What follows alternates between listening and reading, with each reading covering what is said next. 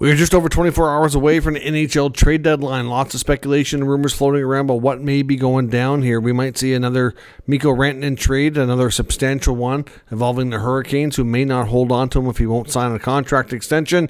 We're going to take a look at the latest teams that are rumored to be very interested in pulling off a blockbuster deal if the Hurricanes are down to do so, including teams like Dallas, Vegas, and even Toronto's in that mix as well. One of their top young players would have to be involved. We'll discuss how that might work and whether or not they should proceed, see what the fans think. Plus, we have the latest on Edmonton as well, a big update involving what their plans might be. Vancouver and Boeser, Brock Nelson of the Islanders, and we have a bunch of news as well regarding some other trades that went down today, including Brian Dumoulin, Nico Sturm, Riley Smith, and a goalie trade between Florida and Winnipeg, and several players involving the NHL waiver wire activity. We'll discuss all we know and what's coming up next.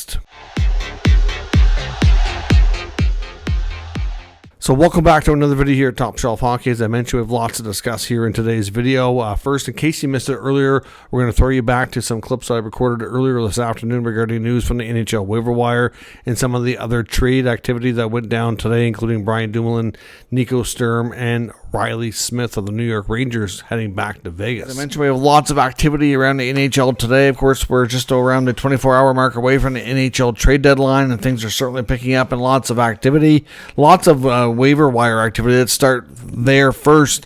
We had a few claims from the players that were on waivers yesterday, including the Nashville Predators picking up two of them. The Nashville Predators have picked up Jacob Vrana from the Washington Capitals and Jordan Oesterle from the Boston Bruins. So the Predators have certainly made a few trades here recently as well, so they could use the extra bodies, I guess. That trade they made yesterday with Pittsburgh with Bunting for Novak and Shen, to me, is still kind of mind-boggling. I don't really understand why these two teams hooked up on what appears to be an old-fashioned hockey trade for two teams not going anywhere near the playoffs, but it is what it is, I guess. But they pick up Vrana and Oesterle here for now, and the Blue Jackets have picked up now former Detroit Red Wing forward Christian Fischer. So Fischer goes from the Red Wings to the Blue Jackets. Jesse Puljujarvi, who signed a one-year, 2-way contract for the rest of the year with Florida, needed waivers yesterday, and he cleared. So he's staying with the Panthers. New on waivers today, including Toronto Maple Leafs tough guy Ryan Reeves. Ryan Reeves, of course, has probably not worked out with Toronto as well as they had hoped. Certainly has had a smaller role, a little less playing time, more healthy scratches, obviously battled some injuries as well. But Reeves, the whole 3-year, multi-year contract that he signed there as a free agent just hasn't been great. So they put him on waivers with the hopes that he, at the very least, clears and he can go down to the minors so that they can get some more flexibility for tomorrow's deadline. Of course, if he gets picked up, then the whole salary comes off the books anyways. He's making $1.3 million, whereas the maximum that can be buried, I think, is $1.15. So all or most of it will be off the books. But Ryan Reeves is now available on the waiver wire today. We also have Riley Stillman from Carolina, Evan Cormier from Florida, Cameron Hebig from Utah, and Tyler Pitlick, who signed a contract with Boston today for the remainder of the season. As a 1-year, 2-way deal, needs waivers as well. Some injury and signing news on the injury front. We learned today that Blues defenseman Colton Parayko is needed a knee procedure and is expected to miss the rest of the regular season. He's going to be reevaluated in 6 weeks.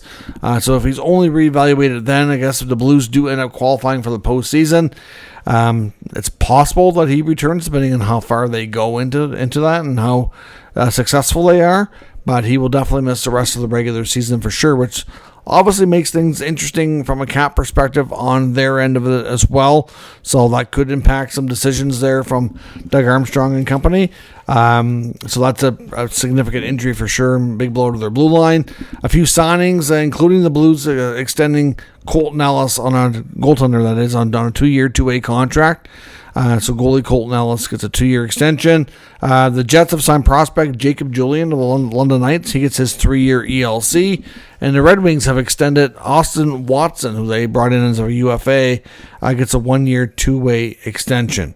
Watson's had to take a smaller role and spend a fair bit of time in the minors here. Now, as I mentioned, we've got, I believe it's 4 trades here in total since my last video. So the Anaheim Ducks will kick things off today, trading veteran defenseman Brian Dumoulin to the New Jersey Devils, and they retained 50% of Dumoulin's salary. And in return, they get a second-round pick in 2025 and prospect Herman Traff. So that's a pretty good return for a veteran third-pair defenseman. Certainly some of the prices being paid in this market has been pretty crazy so far, but the Ducks did really well on a Dumoulin deal here. The San Jose Sharks have then traded Nico Sturm and a 2027 seventh rounder to Florida for a 2026 fourth round pick. So obviously, that's a good pickup for Florida. They get another good bottom six forward, good size, sturdy, dependable fourth line centerman, which would be considered an upgrade based on what they have there now. So another, just one of those small, smart pickups by Florida. They seem to be really good, and Bill Zito's been excellent at finding these value players for small price tags, and he's done it again here, I think. The Jets and Panthers also hooked up on a goalie trade, swapping Chris Striedger going from Florida to Winnipeg, and then Kaapo Kähkönen going from Winnipeg to Florida. So that could help. Maybe it helps both teams. I don't know. Certainly both guys are in situations where they're basically the number 3 goaltender on the depth chart. Kähkönen, of course, is a Finnish goaltender. Lots of Finn players in Florida, so hopefully a good environment for him from that perspective at least. And Chris Striedger's actually from Winnipeg, so he gets to go to his hometown team, and hopefully things work out. The biggest trade of the day so far here is Riley Smith, one of the original misfits here, going back to Vegas. So the New York Rangers trade Riley Smith to Vegas in exchange for former first-round pick and prospect Brendan Brisson, of course, son of top agent Pat Brisson, and a 2025 third-round selection. So the Vegas Golden Knights continue to move out first-round picks or first-round selected players. They don't have too many on their roster that they've actually ended up picking. Most of them, I believe, all have traded over the years. So they haven't drafted well, but they've traded well, and they've done good in free agency. So that's how they've built their team. But Riley Smith, of course, we knew has been held out of the last couple games for the Rangers. We knew he was likely going to be moved. Gets to go back to a very familiar place where he get to call home for a number of years when Vegas first came to the NHL, places where he's had a lot of success. And really, I don't think Vegas really wanted to move Riley Smith last year, but they kind of had to make a difficult cap decision, and he was down to short term on his contract, a couple years left, and the money worked for what they needed to move, and it's just the way it worked out that he became a cap casualty. But now he's near the end of his contract, and he's heading back to finish things up and see what can happen. So certainly some interesting trades here so far. So Riley Smith to Vegas, Brian Dumoulin to New Jersey, Nico Sturm to Florida, along with the goalie trade between the Jets and the Panthers to shake things up today. And of course, like I said, the big waivers news, Ryan Reeves on waivers, and of course Verana, Osterley, and Fisher all claimed and heading to new teams. So let me know your thoughts on today's news and rumors so far here down in the comment section. We'll discuss further. So that's everything that went down earlier today. Now let's jump into what we may see this evening and into tomorrow as the deadline approaches. Here's the latest out of Edmonton.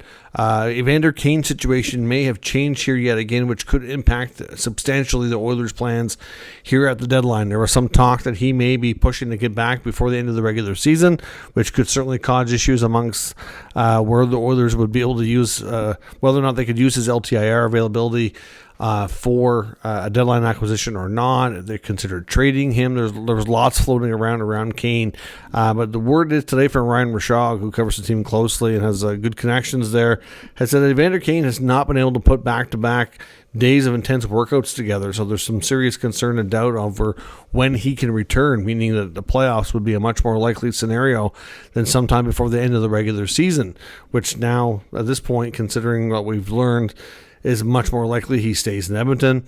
It becomes an option to play with them in the playoffs, which means they can use his contract in long-term injury reserve, so they can likely go out and make some acquisitions here using that available space. I know prior to that we thought that there was a good chance that he was going to end up wanting to be activated, and the only way they're going to be able to move that money was by trading him, and which was going to complicate things. And because he had a limited no trade, there was a bunch of teams he could block, and it was just kind of a whole mess, which really could impact the Oilers' deadline activity. So clearly, the fact that he's going to be out longer will make things less complicated from that standpoint. So we know the Oilers likely want to add possibly between their bottom six, maybe a middle six, or even a defenseman. There's lots of opportunity here for the Oilers to do something to make their team better ahead of the deadline. And now that they are likely going to have that much needed flexibility, will likely go a long way into making it happen. In Vancouver, it still seems like the preference from what we're hearing from Vancouver media is that there's still a pretty good chance Brock Boeser is traded. No real movement on a contract extension, and it seems like the management's preference is to move him. But right now, they're not pleased with the offers, so therefore, nothing has happened as of yet. So if teams want to get Brock Boeser, they're going to have to up their ante here. But the only problem here is that for a lot of teams, I think Brock Boeser is like plan B. They're looking at the bigger fish here. They're looking at centerman. They're looking at Rantanen, who we'll get into in a second. They're looking at Brock Nelson, who's a centerman and goal scorer as well.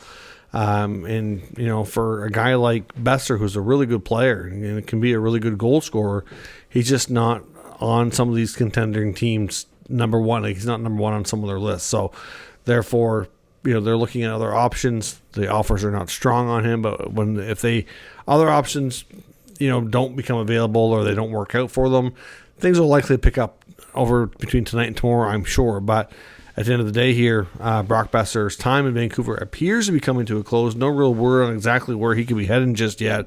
But there's one point we heard a number of teams were interested, but not, it's going to boil down to asking price. At the end of the day, that's really what it boils down to, right? And what's Vancouver willing to accept here? So that's not quite something we are kind of firm on here yet. But Boeser likely goes. But he could be, to me, he's more likely to be one of those guys that's closer to the actual deadline, right down to the wire, as teams look at other options here. First, Brock Nelson is still a prime target for a lot of teams, but we're still hearing out of reporters that have connections with the Islanders that Lou Muriel, the Islanders are still considering signing him, haven't made it 100% clear to other teams that he's available or not available. Some have said, I think it was Pierre LeBrun who said he's very confident that Nelson's not going to sign and he will be traded, but there's not many who are willing to go on the record to say that. It's believed teams like, of course, his hometown state of Minnesota and Winnipeg are both teams very much in the mix. To some degree, Toronto as well. I think there's a lot of teams looking at centers, and Nelson is one of the top guys out there in that positional need, who's got a long history of lots of playoff experience under his belt. He's a proven goal scoring centerman, so there's lots to like. He's not having a great season really, but lots of experience for sure. So teams are out there very, very interested, there's no doubt. But Brock Nelson's name is out there for sure, and we're going to have to wait and see what happens. I'm not sure exactly what direction Lou Lamoriello is going in with his teammate Kyle Palmieri. Same scenario. We're hearing there's a potential re-signing. I just don't know what they're doing there in Long Island. They need to get some changes made. This team needs retooling in the worst way, but I'm not sure that the GM sees that.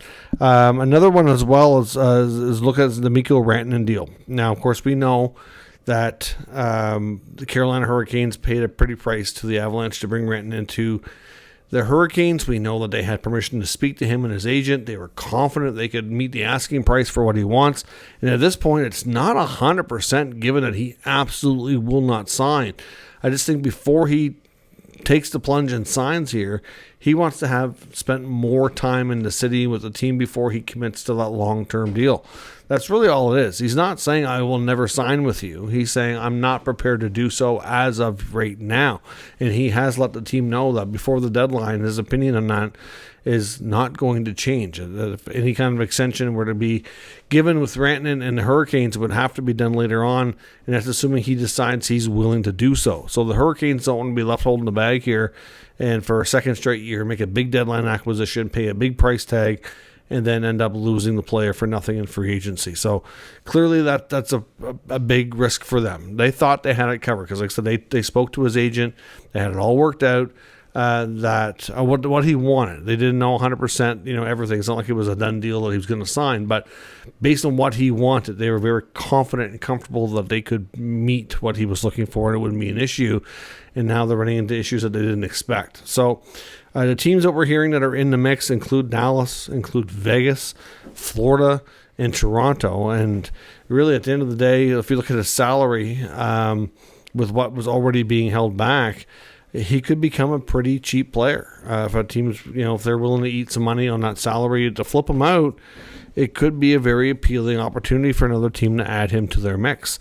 Now, with Toronto, there was reports from Dave Pagnotta saying that if the Leafs had any chance of getting this done, that Brad Treliving was going to have to be willing to include Matthew Knies, that Knies was going to be the guy that the Hurricanes were going to target as the main roster piece coming back. Probably looking at Knies on a first or Knies on a first and a prospect.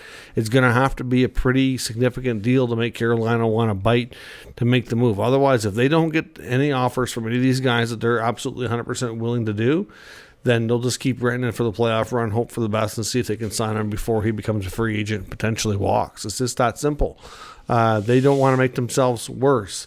They want to make sure they are at least as strong today after the deadline as they were before. They want to have a chance to win the Stanley Cup, and they know they're one of the better teams that have good odds to do so. And, well, Rantanen or not, they need a good player like that in that mix.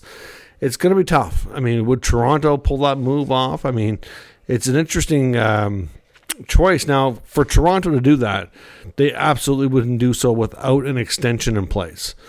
And you have to think, if they bring in Rantanen as a signed player, then that really has a major impact on the future of Marner, right? So could it be Marner insurance, right? Or do they pivot and not bring back Tavares? Like, it really creates an opportunity for Brad Treliving to add a huge element to their roster for the playoffs to do some damage here. And it also adds a huge possibility to completely retool it and have them look different next year. So I don't know. I mean, it's intriguing to think about for sure. I don't know that they pull it off. It's going to be complicated. It's going to have a lot of effects following up. I mean, Florida, look at the moves that Florida's already made and that they may continue to make. If they were to get a guy like this, also would pretty much kiss Sam Bennett goodbye. He's not going to be coming back at this point if a guy like Rantanen shows up. He might already be gone with what they have on the books now. So it's complicated for sure. So we will have to wait and see what happens on Rantanen. But besides Toronto, because we're here in Florida, Dallas, Vegas being the main players here that are willing to put together a very big package here for one of the league's better players. So we'll see what happens. So let me know your thoughts on Rantanen, where things are going to end up. Hopefully all this is still relevant by the time it hits YouTube here in the short term. I'll be back if there's any more trades tonight. We'll be back to discuss that this evening. Otherwise, we'll be back with deadline coverage tomorrow. So thanks for watching. Let me know your thoughts on all what's going on and what could go on in the comments. And so make sure you subscribe and stick around so you don't miss anything, especially tomorrow as the deadline nears. I'll catch you next time.